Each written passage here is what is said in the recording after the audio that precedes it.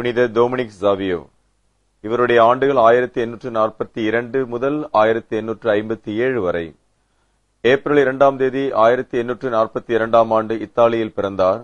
Carlo Savio Prijitha சாவியோவின் 10 பிள்ளைகளில் ஒருவர். பிறக்கும்போது மிகவும் பலவீனமாக இவர் இருந்ததால் குழந்தை உயிர் பிழைக்காது என்று எண்ணி இவர் தந்தை ஆலயத்திற்கு விரைந்து சென்று அன்றைய தினமே அவருக்கு ஞானஸ்நானம் கொடுக்க ஏற்பாடுகள் செய்தார். ஆனால் ஆண்டவர் இந்த பிள்ளைக்கு வேறு திட்டங்கள் வைத்திருந்தார். குழந்தை உயிர் பிழைத்து தம் பெற்றோர்களால் தெய்வ பயத்திலும் பக்தியிலும் வளர்க்கப்பட்டது.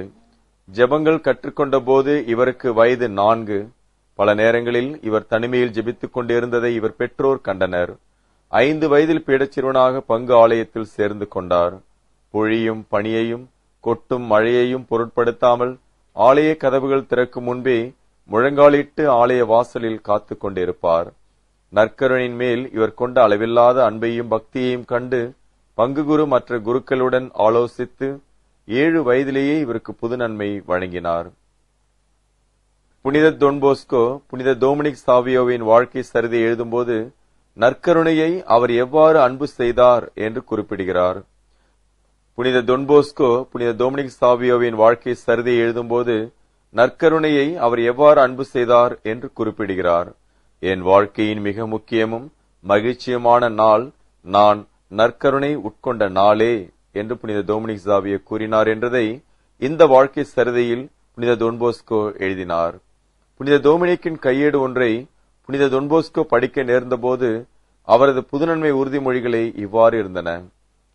அடிக்கடி பாவ சங்கீர்த்தனம் செய்து நற்கருணை உட்கொள்வேன் என்றும், ஞாயிற்றுக்கிழமைகளையும் திருவிழாக்களையும் சிறப்பாக தூய்மைப்படுத்த விழைகிறேன் என்றும், இயேசுவையும் மரியன்னையும் என் நண்பர்களாக ஏற்றுக்கொள்கிறேன் என்றும், பாவம் செய்வதை விட சாவதை மேல் என்றும் அதில் எழுதியிருந்தது.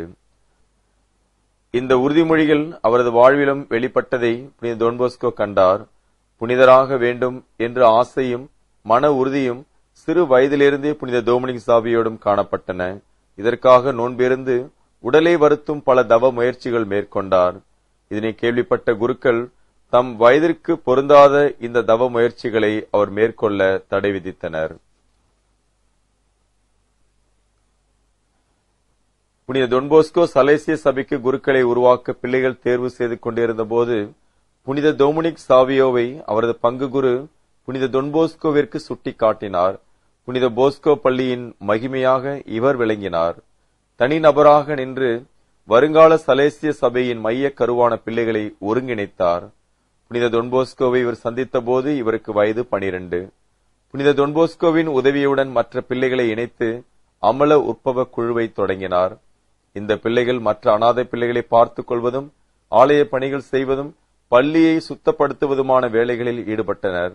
1859ஆம் ஆண்டு சலேசிய சபையின் முதல் உறுப்பினர்களாக இருக்க புனித டொன் போஸ்கோ தேர்ந்தெடுத்த பிள்ளைகள் அனைவரும் புனித டொமினிக்கின் அமல உற்பவ குழுவை சார்ந்தவர்களாக இருந்தனர்.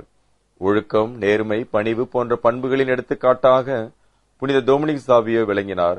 தூய்மையை ஆடையாக உடுத்திக் கொண்டார். பள்ளியில் அவரை விட வயதில் பெரிய பிள்ளைகளும் அவரிடம் மரியாதையாக நடந்து கொண்டனர். அவரது நடத்தை அனைவரின் அன்பையும் மதிப்பையும் அவருக்கு சம்பாதித்து கொடுத்தது. என்னால் பெரிய காரியங்கள் நிகழ்த்த முடியாது, ஆனால் நான் செய்யும் அனைத்தும் ஆண்டவருடைய மகிமைக்காகவே என்று அடிக்கடி கூறுவார். 1857ஆம் ஆண்டு நுரையீரல் பாதிக்கப்பட்டு ஆஸ்துமாவினால் வேதனைப்பட்டார். உடல் நலம் திரும்பும் வரை அவரை வீட்டிற்கு அனுப்பி வைத்தனர். மார்ச் 9ஆம் தேதி தம் தந்தையை அழைத்து சாகவிருப்போருக்கான ஜெபத்தை வாசிக்கும்படி கேட்டுக்கொண்டார். உடனே அவரது முகம் மகிழ்ச்சியில் பிரகாசித்தது.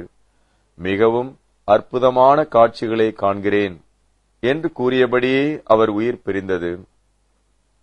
14 வயதிலேயே அவர் இறந்து விட்டதால் அவருக்கு புனிதர் பட்டம் வழங்குவதில் அநேகருக்கு உடன்பாடு இல்லை.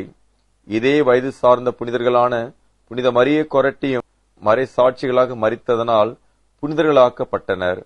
தூய்மையான வாழ்விற்காக புனித டொமினிக் சாவியோ புனிதராக்கப்பட்டார்.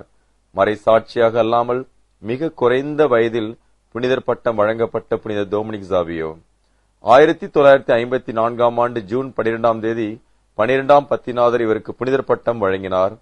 இளைஞர்கள் மற்றும் பீட சிறுவர்களின் பாதுகாவலராக இவர் கருதப்படுகிறார். ஜெபம். அன்புள்ள புனித டொமினிக் சாவியோவே, குறுகிய உமது வாழ்வை இயேசுவின் அன்பிற்கும் மரியன்னைக்கும் நேர் முற்றிலும் அர்ப்பணித்தீர். இன்றைய எங்கள் இளைஞர்கள் தங்கள் வாழ்வில் கடவுளின் முக்கியத்துவத்தை அறிந்து கொள்ள உதவியருளும். அருட்சாதனங்களில் பக்தியுடனும் ஆர்வத்துடனும் நீர் கலந்து கொண்டீர். எங்கள் பெற்றோருக்கும் பிள்ளைகளுக்கும் நற்கருணை ஒப்புரவு அருட்சாதனங்களின் அவசியத்தை வெளிப்படுத்தும். இளம் வயதிலேயே ஆண்டவருடைய பாடுகளை நீர் தியானித்தீர். ஆண்டவரின் அன்பிற்காக பாடுகள் அனுபவிக்கும் ஆர்வத்தை எங்களுக்குள் வளர செய்யும். இவ்வுலகின் மாயைகளிலிருந்து எங்கள் பிள்ளைகளை பாதுகாத்தருளும். எங்கள் அன்றாட பணிகளை ஆண்டவருடைய அன்பிற்காக சரியாக செய்யும் வரத்தை எங்களுக்கு பெற்றுத்தாரும். சோதனையின் வேளையில் நாங்கள் ஒழுக்கத்தை கடைபிடிக்க ஆண்டவரிடத்தில் எங்களுக்காக மன்றாடும். ஞான ஸ்நானத்தின் தூய்மையை கடைசி வரை காத்த தூய டோமினிக் சாவியோவே எங்களுக்காக வேண்டிக் கொள்ளும்.